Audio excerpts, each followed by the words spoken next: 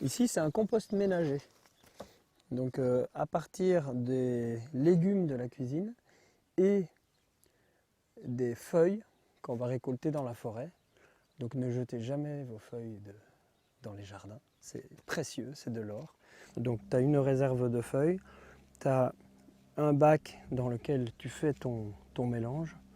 Et puis ce bac-là, c'est bien de l'avoir en double. Parce que quand il y en a un qui est rempli, tu commences à remplir l'autre.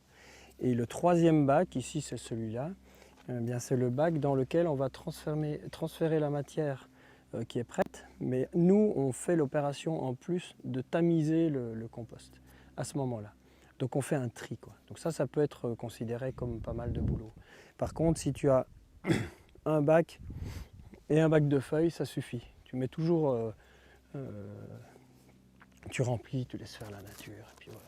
Les feuilles c'est très très riche en carbone, les feuilles mortes, très riches en carbone. Et tous les légumes, c'est beaucoup plus riche en azote, quoi, en eau et en azote. Et ici, on ne rajoute pas d'eau du tout. Donc ça se suffit, cet équilibre-là, il se suffit à lui-même pour produire un très beau compost.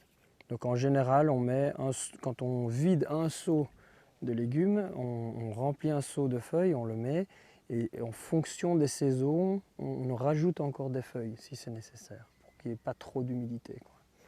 Voilà. Et il se transforme petit à petit en un compost magnifique. Voilà.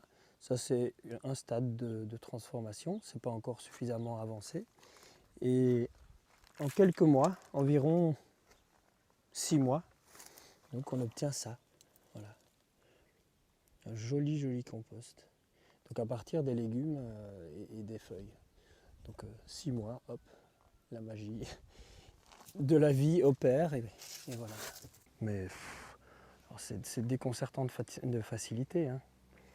Alors il y en a qui disent oui, il faut brasser. Mais non, on laisse faire la nature et puis tu reviens 6 mois plus tard et il est fait ton compost. Voilà. Alors ici en fait, on fait plein de composts différents, entre autres parce qu'on est un espace pédagogique.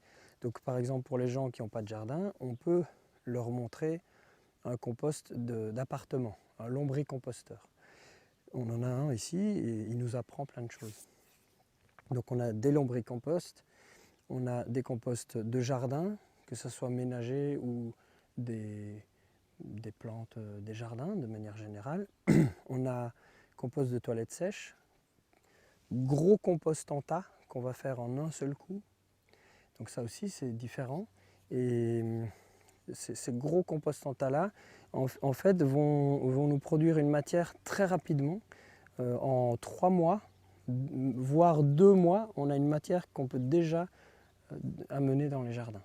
Mais pas pour toutes les plantes, hein. Que pour les gourmandes, style courge, pommes de terre, tomates, des choses comme ça.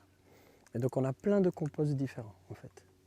Et ça nous alimente dans notre connaissance du vivant, du fonctionnement du vivant, et après on peut le partager avec les bénévoles et les stagiaires qui viennent ici. Donc ça si on n'était pas un espace pédagogique, probablement qu'on aurait seulement seulement 2 ou 3 composts différents. Compost de toilette sèche à part, compost ménager et puis gros compost de jardin. Pointe à la ligne.